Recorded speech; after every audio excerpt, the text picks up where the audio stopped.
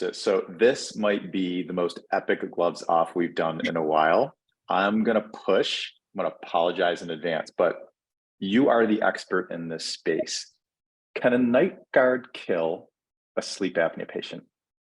We're just going right at it. that seems a bit dramatic. If we want to give a short answer.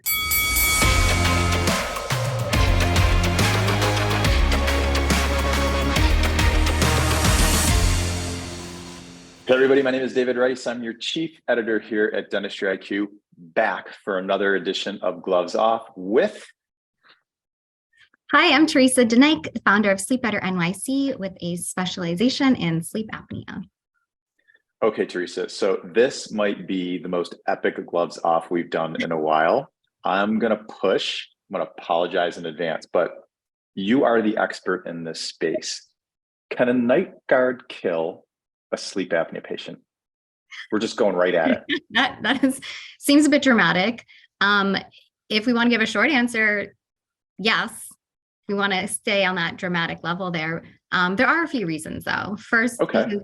If you're using a night guard and you haven't been diagnosed with sleep apnea, but you do have sleep apnea, untreated sleep apnea in general can lead to heart attack, stroke, and death.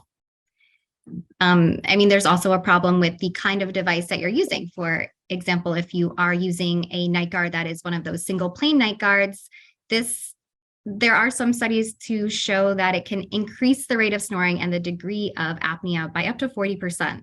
And again, if you're increasing these apneic events, your oxygen desaturation, your CO2 buildup, ultimately this could lead to health complications that could lead to death.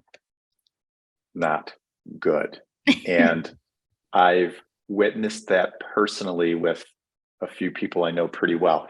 What about, okay, let's take this. So night guards / occlusal guards, bite guards, call it what you will, please screen your patient for OSA prior to giving them that. Or yes, we're making things worse, up to 40%, you said? Mm-hmm. Okay, so let's talk about Snore appliances. What's the scoop with them? Okay, now Snore appliances do feel sort of like the middle ground here. Snoring is one of the most obvious signs of sleep apnea. And of course, it's very possible that somebody snores and doesn't have sleep apnea, but it's kind of unlikely. Okay. Unless you're sick or you're drunk, or sometimes when you're pregnant, you might develop snoring or signs of sleep apnea, but most of the time, because you are having that sound that causes snoring, it's because something is blocking your airway, which could potentially be an apneic event, which just closes off your airway completely.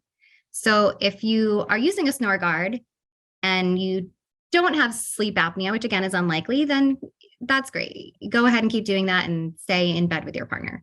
But if you're using that and you're not using an actual device for sleep apnea, then you're not treating your sleep apnea, because they're not the same kinds of devices. They're not the same material. They don't use the same mechanisms. They're not typically built to last. They probably aren't a medical device like a sleep apnea device is. So we just have to really determine that they're totally different kinds of devices, really for different situations and different conditions. I love that. And I feel like that message is getting out there more and more, although we still have lots of dental practices, for whatever reason, haven't jumped into true screening for sleep apnea. Mm-hmm. What do I do? This is another hard question.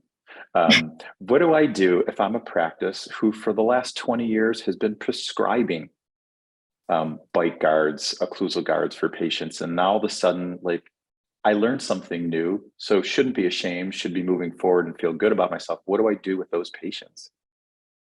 That is a very thoughtful question. If you have patients who are in snore guards or bruxing devices, especially somebody who does clench or grind or have one of those guards instead, it is absolutely related to sleep apnea. It is potentially a sign of sleep apnea. There's no question about that. They, again, just like snoring, they might not have it, but it, again, is very, very common.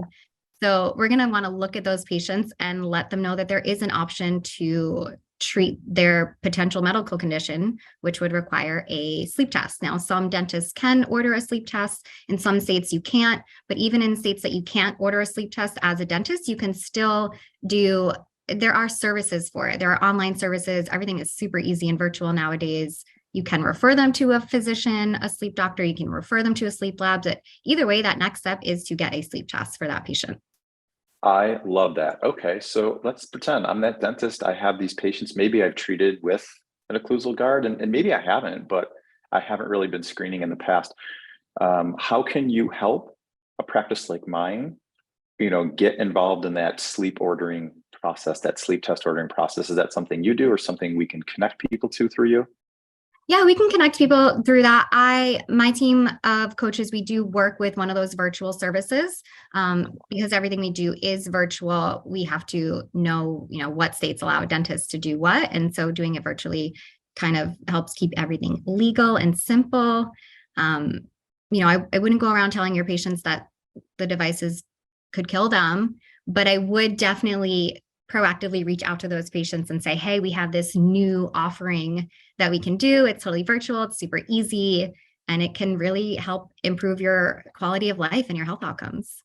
I love that. And I love the positioning of that. I think our practice, I can just speak for us. We've often felt guilty about learning something new that we didn't know yesterday, when in fact, we just showed that we got better as a team in taking care of our patients. Teresa, thanks so much for your help today. As always, I appreciate the wisdom. Thank you.